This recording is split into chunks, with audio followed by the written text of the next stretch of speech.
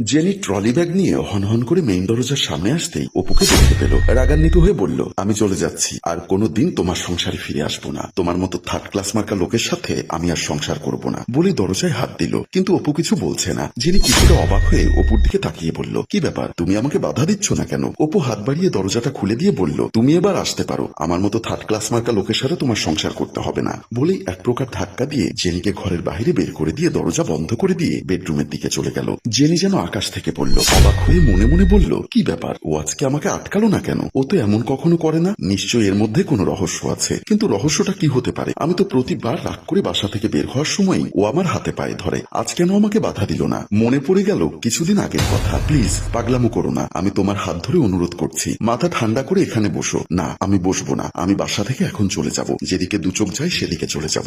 আমি বুঝতে পারছি না আমি কি করলাম। তুমি বুঝতে পারছো না? তুমি আমার মুখের উপর কথা বলো। আমি তোমাকে অনেকবার বলেছি, আমি বকবক করলে আমার মুখের সামনে কোনো কথা বলবে না, কোনো কথার উত্তর দিবে না, চুপচাপ বসে থাকবে। কিন্তু তোমার ইদানিং কাল সাহস বেড়ে গেছে, আমি যে সাহসটা পছন্দ করি না। ঠিক আছে, এখন থেকে আর আমি তোমার কোনো কথার উপর কথা বলবো না। এবার একটু শান্ত হয়ে বসো। বললাম তো কথা বলবো না, এবারের মতো ক্ষমা করলাম। বলেই জেনি বিছানার উপর বসলো। আজকে আমাকে হাত ধরে অনুরোধ করলো না, মাথা ঠান্ডা করে বসতে বললো না, উল্টো হাত ধরে বাসা থেকে বের করে দিল। কিন্তু কেন? এখন আমি কি বাসার ভেতর যাব নাকি যাব না? আমি যদি নিজের ইচ্ছায় বাসার ভেতরে যাই তাহলে ও আমাকে ছোট মনে করবে। ওর কাছে আমার ছোট হওয়া যাবে না। তাই ও যত সময় আমাকে ফোন না করবে, আমাকে নিজে অনুরোধ করে বাসার ভেতরে না নেবে, তত সময় আমি সিঁড়ির কাছে বসে থাকবো। ভাবতে ভাবতে জেনি সিঁড়ির কাছে এসে বসে পড়ল। বাবু লিনাকে ধাক্কা দিয়ে নিচে ফেলে দিয়ে বলল, আমার কথা মতো না চললে আরো মার কিন্তু কপালে আছে, তাই সবসময় চুপ থাকবে। আমি যা বলবো তা মনোযোগ দিয়ে শুনবে। লিনা আস্তে আস্তে উঠে দাঁড়িয়ে বলল, এভাবে আঘাত না করে একেবারে মেরে ফেললেই তো পারো। তোমার এমন নির্যাতন আর সহ্য করতে পারছি না। তুই মুখটা বন্ধ করলেই তো হয়। তোর মুখের উল্টাপাল্টা কথার কারণেই তো তোর গায়ে আমার হাত তুলতে হয়। আমি কি এমন উল্টাপাল্টা কথা বলি? যেটা সত্য সেটা বলাও কি অন্যায়? সবসময় সত্য কথা বলতে নেই, অনেক সময় অনেক কিছু দেখেও চুপ থাকতে হয়। তাই তুই যত চুপ থাকতে পারবি তত ভালো থাকতে পারবি। বলেই বাবু বাসা থেকে বের হয়ে গেল। লিনা চোখের পানি মুছে মনে মনে বলল, শুধু বাপ ভাইয়ের মান সম্মানের কথা চিন্তা করে তোমার অন্যায়গুলো চুপচাপ সহ্য করছি। আমার জায়গায় অন্য কোনো মেয়ে হলে হয়তো এতদিনে তোমার সংসার ছেড়ে চলে যেত। বাবু সিঁড়ি দিয়ে নিচের দিকে নামতেই হঠাৎ খেয়াল করলো জেনি সিঁড়ির উপরে বসে আছে। বাবু কিছুটা অবাক হয়ে মনে মনে ভাবলো, কি ব্যাপার, ডাল মে কুচ কালা হে, নিশ্চয়ই কোনো অঘটন ঘটেছে। বাবু আস্তে আস্তে জেনির পাশে গিয়ে দাঁড়িয়ে কাশি দিয়ে বলল, কি ব্যাপার সুন্দরী ভাবি, আপনি এখানে বসে আছেন কেন? জেনি বাবুকে দেখে বসা থেকে উঠে দাঁড়িয়ে বলল, না এমনি বসে আছি। না ভাবি, আপনি এমনি সিঁড়ির উপরে বসে থাকার মানুষ না, আরো হাতে একটা ব্যাগ, নিশ্চয় এর পেছনে কোনো কারণ আছে। ভাই কি আপনাকে বাসা থেকে বের করে দিয়েছে? জেনি মনে মনে বলল, কথা সত্য। বাবু চোখ বড় বড় করে বলল, কি বলেন? অপু ভাই আপনাকে বাসা থেকে বের করে দিয়েছে? এটা কিভাবে সম্ভব? ভাই আমিও তো বুঝতে পারছি না এটা কিভাবে সম্ভব। ভাবি আমার মনে হয় অপু ভাই কারো প্রেমে পড়েছে। কি বলেন, প্রেমে পড়েছে? আর হ্যাঁ ভাবি, নতুন নতুন প্রেমে পড়লে শরীরের মধ্যে একটা জোশ আসে। আগে যেমন আপনাকে অপু ভাই ভয় পেত, সমীহ করে কথা বলতো, এখন ঠিক তার উল্টোটা হয়েছে, কারণ তার শরীরে জোশ এসেছে। কথাটা আপনি মন্দ বলেননি, কথা সত্য। এখন আমি কি করতে পারি? একটা বুদ্ধি দিন তো।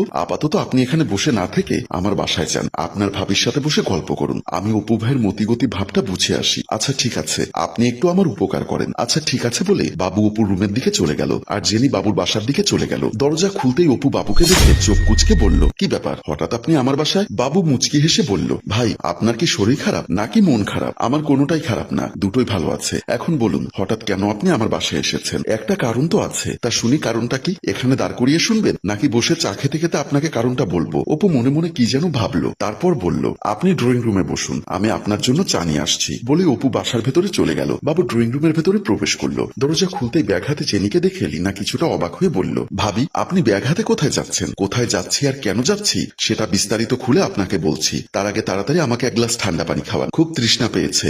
আসুন আসুন ভাবি, বাসার ভেতরে আসুন। লিনা জেনিকে নিয়ে বাসার ভেতরে প্রবেশ করলো। বাবু ড্রয়িং রুমে বসে আছে। অপু 2 কাপ চা হাতে ড্রয়িং রুমে প্রবেশ করে বাবুর দিকে 1 কাপ চা বাড়িয়ে দিয়ে বলল, এই নিন চা পান করুন। বাবু চায়ের কাপটা হাতে নিল। অপু পাশের সোফায় বসলো। বাবু চায়ের কাপে চুমুক দিয়ে বলল, ভাই ভাবির সাথে কি ঝগড়া করেছেন? অপু চায়ের কাপে চুমুক দিয়ে মুচকি হাসি দিয়ে বলল, আমি যতটুকু জানি আপনি প্রতিদিনই ভাবির সাথে ঝগড়া করেন। আমি কি একটা দিনও আপনার কাছে জানতে চাই ভাই আপনি ভাবির সাথে ঝগড়া করেছেন? অপু ভাই আপনি মনে হয় রাগ করলেন। আমি দেখলাম ভাবি বাসা থেকে রাগ করে চলে গেল, সেজন্য আর কি জানতে চেয়েছিলাম। আপনার ঘরের বউটা বংশীয় মেয়ে, তাই আপনি এত অত্যাচার করার পরও একদিনও রাগ করে বাসা থেকে বের হয়ে যায় না। আমি অনেক সময় ছাদে চোখের পানি মুছতে মুছতে কাপড় শুকাতে দেখেছি। কই আমি তো আপনার কাছে কখনো জিজ্ঞাসা করিনি আপনার বউটাকে এত মারেন কেন, আপনার বউ এত কান্না করে কেন? আপনার রাগের কারণটা আমি বুঝতে পেরেছি, নিশ্চয়ই আপনি পরকীয়া আসক্ত হয়েছেন। এটা কিন্তু খারাপ বিষয় না, পুরুষ মানুষের একটু পরকীয়া থাকাটা আমি দোষের কিছু মনে করি না, কিন্তু আমি দোষের মনে করি। আর আমি আপনার মতো চরিত্রহীন দায়িত্বহীন মানুষরা যে ঘরে স্ত্রী থাকা অবস্থায় পরকীয়ায় লিপ্ত হব। বাবু কিছুটা রাগান্বিত হয়ে দাঁড়িয়ে গিয়ে বলল,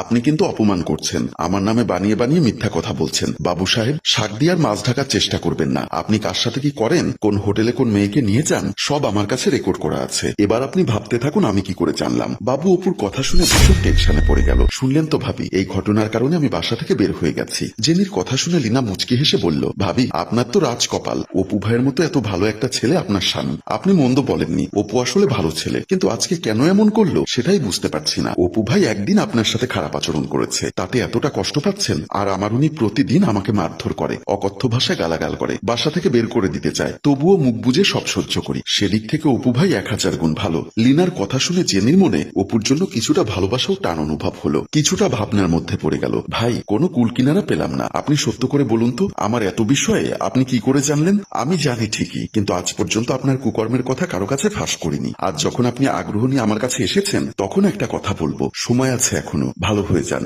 আমার স্ত্রী একটা বদমেজাজি মেয়ে, আমি ডানে বললে বামে চলে, কিন্তু আপনার স্ত্রী অনেক ভালো এবং লক্ষ্মী একটা মেয়ে। এমন মেয়ে স্ত্রী হিসাবে পাওয়া ভাগ্যের ব্যাপার। তাই এদিক ওদিকে বাজে নজর না দিয়ে সংসারের প্রতি মনোযোগী হন, তা না হলে যে কোনো সময় আমি আপনার কুকর্ম এই বিল্ডিং এ ফাঁস করে দিতে পারি। অপুর কথা শুনে বাবু কিছুটা ভয় পেয়ে গেল। মনে মনে বলল, অপু ভাই কথা কিন্তু মিথ্যা বলেনি, মান সম্মান বজায় রাখতে চাইলে ভালো হয়ে যাওয়া ছাড়া আর কোনো উপায় নেই। অপুর হাত ধরে বলল, ভাই, ভাবি আমাদের বাসায় আছে, আমি আসলে মজা করতে এসেছিলাম, কিন্তু মজা করতে এসে সাজা পেয়ে গেছি। আমি বুঝতে পেরেছি আপনি অনেক কষ্টের মধ্যেও হাসতে পারেন, আপনার স্ত্রীকে ভালোবাসতে পারেন, কিন্তু আমি আসলে খারাপ মানুষ। আমি আজ থেকে ভালো হওয়ার চেষ্টা করব। আপনাকে কথা দিলাম আর কখনো আমার স্ত্রীর সাথে খারাপ আচরণ করব না। ঠিক আছে, বাসায় যান আর আপনার ভাবিকে বাসায় পাঠিয়ে দিন। বাবু আর কোনো কথা না বলে অপুকে সালাম দিয়ে দৌড়ে ড্রয়িং রুম থেকে বের হয়ে গেল। অপু মুচকি মুচকি হাসতে হাসতে আবার সোফার উপর বসে পড়ল। কিছু সময় পর কলিং বেলের শব্দে অপু দরজা খুলতেই জেনি বাসার ভেতরে প্রবেশ করে ব্যাগটা পাশে রেখে দুহাত জোর করে বলল, মানুষই তো ভুল করে তাই না? আমি অনেক সময় তোমার সাথে ভুল করে ফেলেছি, এবারের মতো ক্ষমা করে দাও। আমি আর কোনোদিন তোমার সাথে খারাপ আচরণ করব না। তা এখন আমি কি করতে পারি? জেনি কিছুটা উত্তেজিত হয়ে বলল, বলছি আমায় ক্ষমা করবে।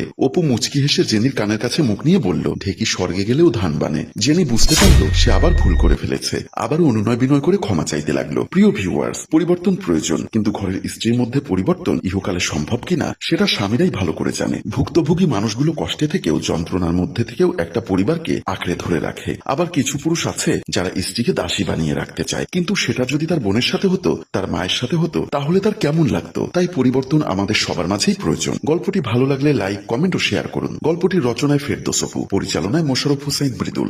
ধন্যবাদ।